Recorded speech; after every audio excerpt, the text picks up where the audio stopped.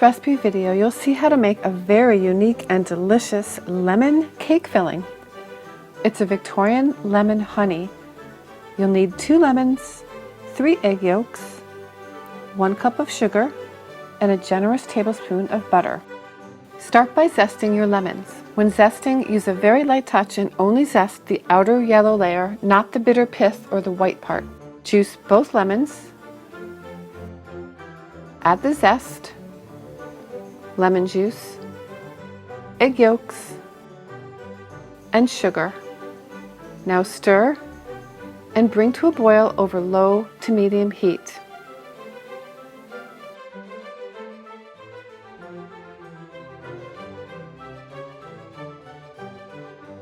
Cook until it thickens. It will not get as thick as, say, a lemon curd. Here's what it looks like after cooking for probably 10 to 20 minutes. The Victorian book did not give specifics on the cooking time, so I had to guess. Once it cools, it has the consistency of a very soft candy. As you can see here, it's inside of a Harlequin cake. So delicious and unique.